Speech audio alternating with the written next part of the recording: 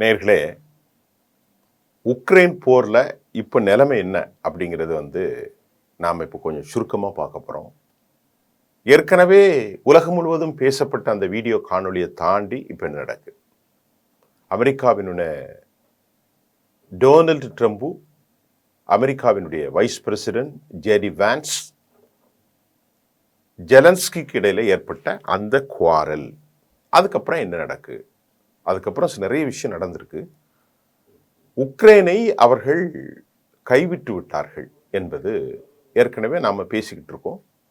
கடந்த ஹமாஸ் காணொலியிலே கூட உக்ரைனை கைவிட்டதை போன்று யூதர்களும் கைவிடப்படுவாளாம் என்று கூட சொல்லியிருந்தேன். இதுக்கு முன்னால் பேசின ஒரு காணொலியில் ஜெலன்ஸ்கிக்கு ஏன் அவங்க கைவிட்டாங்கன்னா, நாம் ஏற்கனவே பேசும்போது அவர்கள் அமெரிக்காவினுடைய ஒரு ட்ரேட் அக்ரிமெண்ட்டுக்கு எல்லா நாடுகள்லேயும் முயற்சி செய்கிற டொனால்டு ட்ரம்ப் போர் செய்தால் தனக்கு வருமான இழப்பை அவர் விரும்பவில்லை. 30 லட்சம் கோடி ரூபாயை கொடுத்துருக்கிறார் அப்படின்ட்டெல்லாம் சொன்னதாக சொன்னேன். எல்லாருக்கும் தெரியுது. ஜோ பைடன் ஒரு ஸ்டூபிட் என்றெல்லாம் கடும் வார்த்தைகளை அவர் சொல்ல, இது குறித்து டெமோக்ராட்டிக் பார்ட்டியும் தனது கண்டனத்தை பதிவு செய்தது. இப்போ ஜெலன்ஸ்கி மறுபடி நீ போயிட்டீங்கன்னா நான் உங்களுக்கு ஆதரவு தருவேன், நீங்கள் செஞ்ச நன்றியை மறக்க மாட்டேன் என்று சொன்னாலும் அமெரிக்கா இப்பொழுது உக்ரைனுக்காக போர் செய்வதற்கோ அவர்கள் சரியாக முன்வரவில்லை. ஆனாலும் பணத்தை இழப்பதாக இல்லை. அது எப்படி 30 லட்சம் கோடியை விட்டுருவாங்க? அந்த அக்ரிமெண்ட் போட போகிறாங்க, அதை வாங்க போகிறாங்க. நாம் ஏற்கனவே பேசணும். இப்போ சோவியத்து கடந்த காணொலியில் சொன்ன மாதிரி நீங்கள் வாங்க, அமெரிக்காவினுடைய ட்ரேட் பார்ட்னர்ஷிப் கார்ப்பரேட் கம்பெனிகளாக இருந்தாலும் யுஎஸ்னுடைய அரசாங்க நிறுவனங்களாக இருந்தாலும் எங்களோடு நீங்கள் சைன் பண்ணுங்க, நாம் ஒரு 4.5 லட்சம் மில்லியன் டன் அளவுக்கு இருக்கக்கூடிய பெரிய கனிம பிஸ்னஸ் பண்ணலாம் அப்படின்னு அழைப்பு கொடுத்தாங்க. இப்போ இன்றைக்கு டொனால்டு ட்ரம்ப் என்ன சொல்றார் அப்படின்னு பார்த்தா, ரஷ்யாவுக்கு பொருளாதார தடை. ரொம்ப வித்தியாசமா இருக்கா இல்லையா? ரொம்ப வித்தியாசமா இருக்கு.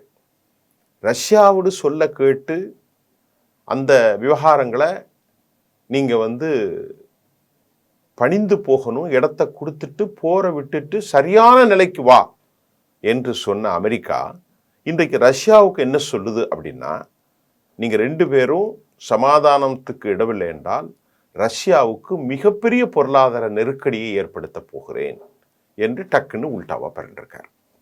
இவரை புரிகிறதே ரொம்ப ரொம்ப கஷ்டங்க. அப்படிப்பட்ட ஒரு ஆளாக இருக்கார். இப்போ ரஷ்யாவோடு ஏற்கனவே ஒரு நல்ல சொசைட்டியில் இருந்தது. அமெரிக்கா ரஷ்யா பரஸ்பரம் கூட்டமைப்பெல்லாம் நம்ம பேசிக்கிட்டு இருக்கோம். அது ஒரு பக்கம் இருக்கு. ஆனால் ரஷ்யாவுக்கு பொருளாதார தடை. 2 பேரும் ஒரு கூட்டணிக்கு வாங்க, தொடர்ந்து போர் செஞ்சா நல்லா இல்லை அப்படின்ட்டு இப்போ ரஷ்யாவுக்கு எதிரான கருத்தை வைத்திருக்கிறார்.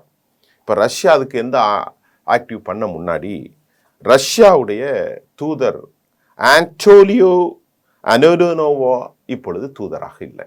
இப்போ ரஷ்யா என்ன செய்கிறாங்க, அமெரிக்கா அவர்களோடு இணக்கமாக வந்தவுடன் அலெக்சாண்டர் டார்ச்சிவ் என்கிறவரை போட்டிருக்கிறாங்க. இவர் உண்மையிலே பெரிய டார்ச்சர் ஆசாமி தான்.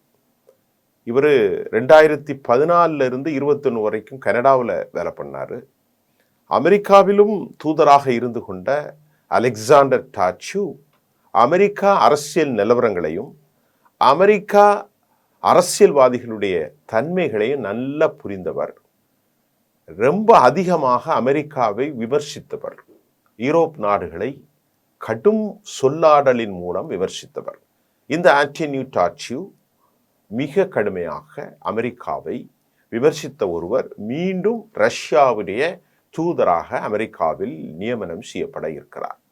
சரி, அந்த நியமனம் நல்லிணக்க அடிப்படையில் தானே இருந்திருக்கும். ஆனால் இப்போ 2வது ரஷ்யாவுக்கு பொருளாதார தடை போட்டால் எப்படி?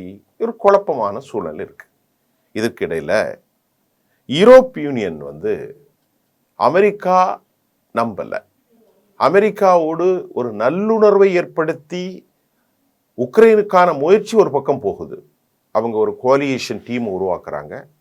ஒரு புதுசான ஒரு டிராப்டை வடிவமைத்து ட்ரம்ப் கையில் கொடுக்குறாங்க. அல்லது கொடுப்பதற்கு முயற்சிக்கிறார்கள். இது ஒரு பக்கம். ஒரு 2 வாரத்துக்கு முன்னாடி அல்லது போன வாரம் வந்த செய்தியை நான் உங்களுக்கு பதிவு செஞ்சிருக்கேன், என்னுடைய காணொலியில் இருக்கும். இப்போ அவங்க அமெரிக்காவை நம்பாதது மட்டுமல்லாமல் இவர்கள் உண்மையிலேயே வலுப்பற்றால் ஏனைய யூரோப்பிய யூனியன்ல இருக்கிற எல்லாருக்கும் சிக்கல். ரஷ்யா அவர்களுடைய பொது எதிரி. அதனால இப்போ அவங்க என்ன செஞ்சிருக்கிறாங்கன்னு சொன்னா, ஒரு இன்டகரல் ஏர் ப்ரொடெக்டட் ஜோன் ஒன்றை உருவாக்கியிருக்கிறார்கள். அது யூரோப்பை மட்டும் உள்ளடக்கிய அந்த இன்டகிரேட்டட் ஏர் ப்ரொடெக்டர், அதாவது ஜோன், ப்ரொடெக்ட் ஜோன். இந்த இன்டகிரேட் ஏர் ப்ரொடெக்ட் ஜோன்ல ஒரு ரொம்ப வலிமையான டெக்னிக்கலா ரொம்ப எஃபர்ட்ஸ் ஆளுமைகளான யூரோப் யூனியன்ல இருக்கக்கூடிய நிறைய பைலட்ஸ் அதில் வரப்போறாங்க. இதுக்கு 120 விமானங்களை, போர் விமானங்கள் களம் இறங்குவதற்கு யூரோப் யூனியன் முடிவெடுத்திருக்கிறாங்க. நிறைய பணம் வரப்போகுது. எப்படி அவங்க அதை மேனேஜ் பண்ண போறாங்கன்னு தெரியல. இந்த ஸ்கை ஜோன், இந்த ஸ்கை ஷீல்டு யூரோப், இதில் யார் தலைமைனா யூரோப்பில் இருக்கக்கூடிய ஒரு கோலிஷன் நாடுகள், பிரான்ஸ், இட்டலி, ஜெர்மன், ஒரு பக்கம் இங்கிலாந்து. இந்த ஸ்கை ஷீல்டு ஆபரேஷனில் ரஷ்யாவுக்கு எதிராக 120 போர் விமானங்கள் களம் இறங்குவதற்கு தயாராக இருக்கிறது.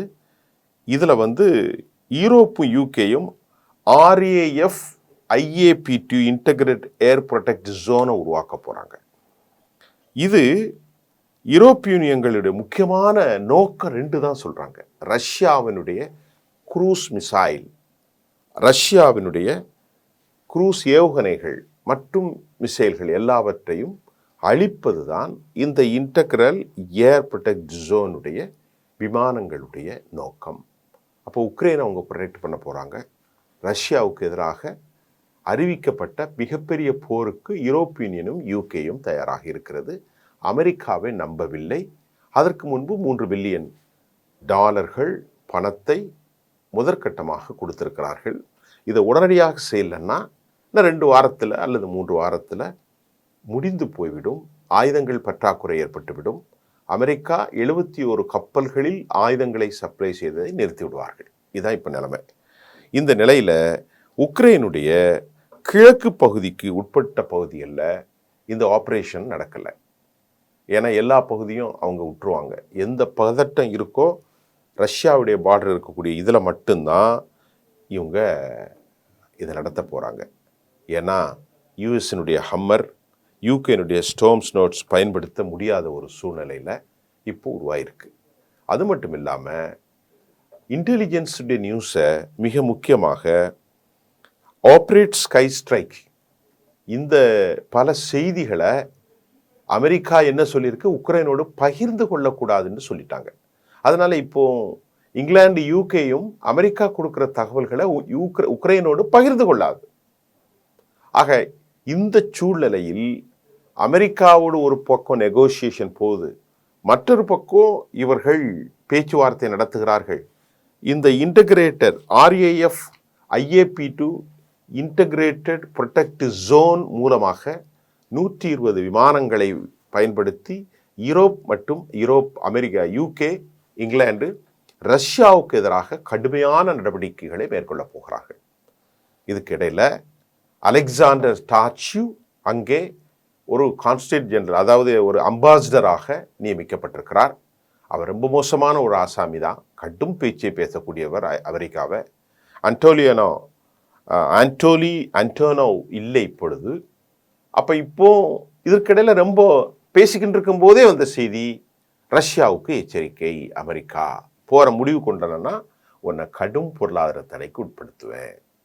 ஆக இது புரிய முடியல என்னால். அதான் ஒரு பெரிய சிக்கலான ஒரு சூழ்நிலையை ஏற்படுத்தியிருக்கு. இந்த நிலையில் அமெரிக்கா உலகத்தின் பல தேவையற்ற செலவுகளை குறைக்கப் போகிறது. அதுக்கு நான் ஏற்கனவே சொன்னேன், எலான் மஸ்க்கும் இவங்க திட்டம் தான். அப்போ அந்த திட்டத்தின் அடிப்படையில் இராணுவ நிலைகளை அவர்கள் காலி செய்ய போகிறார்கள். ஆக இந்த மிரட்டல் வார்த்தைகள் அவர்களால் போராக மாறாது.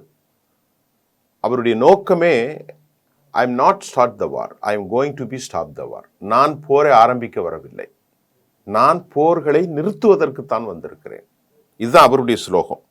19ஆம் தேதியே இந்த பீஸ் டாக்கு ரஷ்யா, அதாவது ஹமாஸுக்கு இடையில கொண்டு வந்தாங்க. இப்போ உக்ரைன் போர்லேயும் அது வரப்போகுது.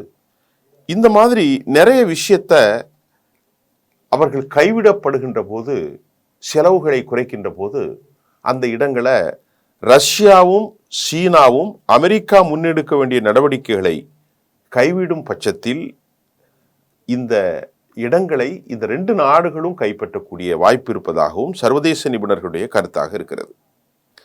ஆக அதில் அவங்க என்னெல்லாம் கைவிட போறாங்க? ஏற்கனவே ஹூக்குள்ள பணம் இதெல்லாம் கைவிட்டாச்சு. மனித உரிமைகள், அஸ்லம் சீக்கர்ஸ் அகதிகள், உலகளாவிய அளவில் இருக்கக்கூடிய குற்றவியல் நீதிமன்றம், பெண்கள் பிரச்சனைகள் மற்றும் ஹியூமன் கிட்னாப்பிங், மனிதர்கள் கடத்துதல் எதிர்ப்பதற்கான முயற்சி போன்ற பணியிடங்கள் இதில் அடங்கும் என்றும் அமெரிக்கா தெரிவிக்கிறது. உலக அளவில் அமெரிக்காவினுடைய ஊழியர்கள் எண்ணிக்கை குறைத்து, இந்த மாதிரி திட்டங்களுக்கான நிதி ஆதாரங்களை குறைத்து, பணியாளர்களை குறைத்து, அதற்காக வாஷிங்டனில் அதன் தலைமையகத்தில் உள்ள பல நிபுண பணியிடங்களை இணைப்பதற்காக சாத்தியக்கூறையும் அமெரிக்காவினுடைய வெளிவிவகாரத்துறை தெளிவாக தெரிவித்திருக்கிறது. நம்ம இந்த விவகாரத்தில் பார்க்கிறோம். இந்த கேப்பை இவர்கள் பின்பற்றுவார்கள். இதுக்கு இடையில யூரோப்பாடு முருகல் போக்கு, உக்ரைனோடு முருகல் போக்கு, ரஷ்யாவோடு நட்பு, இன்றைக்கு ரஷ்யாவோடு அவர்கள் எச்சரிக்கை. இந்த நிலையில இந்த செலவுகளை குறைக்க ஜெர்மனியில லியோபோங்கிங், ஹம்பர்க் மற்றும் டஸ்ஸல்ட்ராப் ஆகிய நகரங்களில் இருக்கக்கூடிய அமெரிக்க தூதரகங்கள், பிரான்சில் இருக்கக்கூடிய போரியாக்ஸ் மற்றும் ஸ்ட்ராஸ்பர்க் ஆகிய நகரங்களிலும், இத்தாலியில் புளோரன்ஸ் பகுதியில் உள்ள தூதரகங்களை மூடவே அமெரிக்கா திட்டமிட்டிருக்கிறது. இதுல ஒரு செய்தியோட முடிச்சுக்கிறேன்பா. இப்போ யூரோப்பிய தூதரகங்களை மூட போறாங்க, ஆயுதங்களை நிறுத்திட்டாங்க. இப்படி ஒரு செய்தி வரும்போது ஒரே கனெக்ஷனை பார்க்கும். இதை ரஷ்யாவும் சீனாவும் ஃபில் பண்ண போகுது. இப்போ இவங்க உக்ரைனுக்கு போருக்கு பணம் கொடுக்க போறதில்லை. இந்த தொடர்ச்சி தான் ஹமாஸுக்கும் பேச்சுவார்த்தை நடத்துகிறாங்க. அப்போ ஒருவேளை இஸ்ரேலும் கைவிடப்படலாம். அமெரிக்காவின் இந்த போக்கு பலருக்கு வித்தியாக இருக்கிறது. உக்ரைனுடைய இந்த போக்கில் என்ன நடக்கப் போகிறது? முழுமையாக யூரோப்பிய யூனியனை கைவிடப் போகிறார்களா? முழுமையான நட்பை ரஷ்யாவோடு அவர்கள் எந்த அடிப்படையில், எந்த அளவிற்கு லிமிட்டாக அவர்கள், இயற்கையான எதிரிகளான ரஷ்யாவும் அமெரிக்காவும் சாத்தியமல்லாத ஒரு கூட்டணி தான். இருந்தாலும் இவருடைய பேச்சுக்கள் சில நேரங்களில் சாத்தியத்தை ஏற்படுத்தியது. இன்று மறுபடியும் பொருளாதார தடை என்கின்றார். ஆக இந்த மாதிரி விவகாரங்கள் எல்லாம் பேசுவோர்களுக்கு கணிக்க முடியாத சூழலாகும். சர்வதேச அரசியல் விமர்சகர்களும் கூட தங்கள் கருத்தில் மாறுபட்ட துணியை ஏற்படுத்தி இருக்கிறார்கள். பிரான்ஸில், ஜெர்மனியில், இத்தாலியில், இன்னும் பல நாடுகளில் இருக்கக்கூடிய நிலைமை, அவர்கள் மூடப்பட போகிறார்கள். இன்னொரு கேள்வி, 120 விமானங்களை யூரோப்பிய யூனியன் கொடுத்தாலும் நீண்டகால போர் ஒன்றை முன்னெடுத்தால் செலவுக்கு என்ன செய்வது? எப்படி தாக்கு பிடிக்க போகிறார்கள்? இவர்களை விட ரொம்ப டெக்னாலஜி பேஸாக இருக்கக்கூடிய அமெரிக்காவுடைய ஆதரவு இல்லாமல் என்ன செய்ய போகிறார்கள்? ஒருவேளை காலம் கடந்த பின்பு மீண்டும் அமெரிக்கா ஒருவேளை யூரோப்பிய யூனியனுக்கு ரஷ்யாவை எதிர்த்து போரில் குதிப்பதற்கு வாய்ப்பு இருக்கிறதா? சாத்தியக்கூறு மிக குறைவுதான். இருந்தாலும் ஸ்ட்ராட்டஜிக்கல், அதாவது தந்திரோபாய நடவடிக்கைகளை மேற்கொள்வதற்கு அமெரிக்கா மறைமுக உதவி செய்தால் மீண்டும் ரஷ்யாவோடு முறுகல் ஏற்படுவதும் தவிர்க்க முடியாது. அதன் முதற்கட்டம்தான் போரை நிறுத்துங்கள் 2 பேரும், இல்லைன்னா உங்களை நான் நிறைய தடை போட போகிறேன். தடை போடுறதுக்கான வேலை ஆரம்பிச்சிட்டாங்க. இன்னும் பல செய்திகளை நான் உங்களோடு பகிர்ந்து கொள்கிறேன். நன்றி.